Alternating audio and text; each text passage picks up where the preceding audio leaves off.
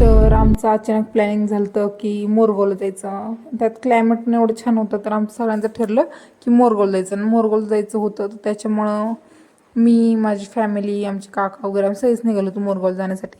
मग जाता आम्ही गेलतो इथे मंदिर. ते मंदिर इतकं जास्त छान होतं ना, म्हणजे खूप जास्त छान होतं. तुम्हाला दिसेल ते एवढं जास्त फ्रेश वाटत होतं ना तिथं.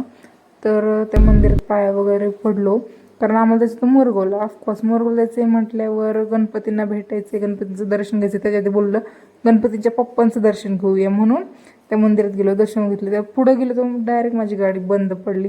मग काय नाही हो, आम्हाला मस्ती होती ना गाडीवर जायचं. आधी आमचं ठरलं नव्हतं एवढं लांब जायचं, पण अचानक ठरलं की जायचं. जायचं म्हणलं ना, गाडी बंद पडणार, गाडी बंद वगैरे पडली. मग त्याच्यानंतर काय नाही, आम्ही दर्शन तर घेतलं होतं, त्याच्यामुळे आमची गाडी सुरू झाली. मग आम्ही गेलो, एवढे होप्स ठेवून आलो ना की इथं दर्शन होईल, कारण आम्हाला इतकं जवळ आहे सिद्धटेक. ते सोडून आम्ही मोरगावला गेलो 35 किलोमीटर. आणि तिथं जाऊन जे आमचा एवढा पचकाच झालता म्हणजे सांगूच शकत नाही.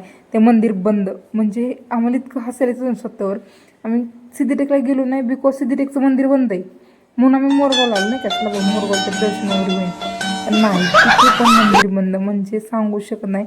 इतकी कंडिशन बेकार झाली की येऊन एवढं लांब गाडीवर वगैरे आमचं सांगायला हसं येत होतं की का आम्ही एवढं लांब आलो नाही का. आम्ही इन्फॉर्मेशन काही घेतली नाही, काय नाही बघितली नाही. आणि ते मंदिर आता 2 दिवसानंतर ओपन होणार आहे आणि आता आम्ही येऊच शकत नाही परत एवढ्या लांब गाडीवर. मग त्यानंतर काय नाही, ऑप्शन नाही, प्रसाद वगैरे घेतला, खाल्ला वगैरे. ते एक हे मंदिर होतं, जैन मंदिर. इतकं छान होतं ना ते मंदिर, मतलब सांगू शकत नाही, खूप जास्त छान वाटतं त्या मंदिरातसुद्धा. मग त्याच्यानंतर बोलत चला आता दर्शन वगैरे घेऊया बाहेरनंच. दर्शन वगैरे घेतलं आणि निघालो. त्याच्यानंतर मग परत आम्ही थोडं टाईम थांबलो, पाऊस वगैरे येत होता म्हणून. मग त्याच्यानंतर बोललं चला आता थोडं चहा वगैरे तर झाला पाहिजे. मग चहा वगैरे पिलो. त्यात पण आमचं डिस्कशन चाललं होतं नाही का, काय फायदा झाला एवढला मग येऊन, हे झालं ते झालं.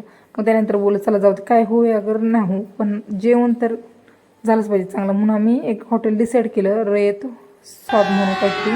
तिथला ॲम्बियन्स इतका जास्त छान होतं, इतका जास्त ॲम्बियन्स छान होता, सांगू शकत नाही शब्द. तुम्ही बघू शकता एवढं जास्त छान होतं तिथं. मग काय तिथं गेलो, तिथं गेल्याच्या नंतर एक 2 दिवस झाले मी मटणच खात, त्याच्यामुळे मी काय मटण खाणार होते. त्यात माझं आईचं एवढं जास्त पेन व्हायला लागलं होतं तिथं अचानक. मग मला सांगू शकत नाही, नकोच म्हटलं मटण. मग मटण कॅन्सल केलं. मम्मी त्यांनी मटण वगैरे घेतलं नाही का सगळ्यांनी. मी आणि आमच्या काकूंनी घेतलं होतं व्हेजमध्ये पण इतकी जास्त तिथं छान टेस्ट होती ना. नॉनव्हेजमध्ये तर विशेष हार्ड होतं त्यांचं, म्हणजे लयच छान केलं त्यांनी. आणि त्यात ॲम्बियन्स वगैरे एवढं छान. मग ते जेवण वगैरे एन्जॉय वगैरे केलं आम्ही सगळ्यांनी. मग जेवण एन्जॉय केल्याच्यानंतर बोलत चला आता परत जायचं आपल्याला. त्यात एवढं खाल्लं होतं ना की गाडी मला असं वाटतं मलाच झोपीन म्हणून, कारण मी 80 ते 70 किलोमीटर स्कूटीने पहिल्यांदाच ट्रॅव्हलिंग केलं असं नाही का. मग तेच म्हटलं तर ऑप्शन नाही जायला लागलं. मग त्याच्यानंतर मग बोलत चला आता निघूया.